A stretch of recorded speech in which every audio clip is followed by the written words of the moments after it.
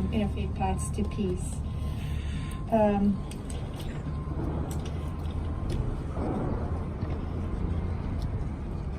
Yesterday was a really hard day, especially for those of us that were Muslims. Once again, we saw the tragedy that involved hate and fear, and it impacted our Muslim community. This horrific attack that happened in New Zealand is a painful reminder of the dangerous forces of hatred that we must, all of us, we must confront.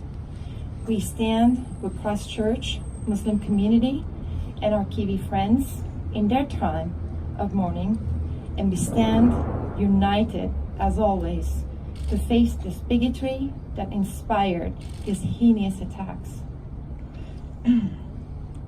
These types of violence and the hate that motivates it is occurring too often, and it's becoming normalized. It is unacceptable in any country, in any community.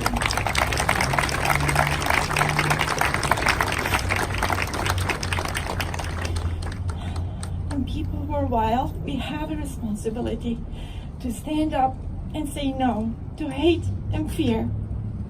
No one should fear for their safety when they're attending their sacred places of worship of all places. This tragedy that occurred on a Friday afternoon when the mosque would have been filled with people who gathered for Friday prayers, just as the Pittsburgh killer attacked the Jews at the synagogue and the Charleston killer attacked an African American church. These types of attacks are driven by racial, religious, and ethnic hatred. We, in the City of Compassion, under the leadership of our awesome mayor, we're blessed. We're blessed to have our elected officials standing with us in solidarity to denounce these kinds of attacks in the strongest possible terms.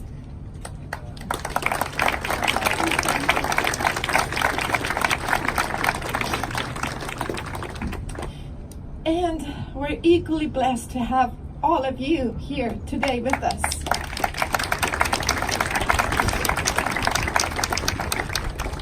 Our fellow citizens to show up and stand with us for peace, healing, and unity, to affirm our human solidarity with our Muslim friends and our Kiwi friends in their time of mourning.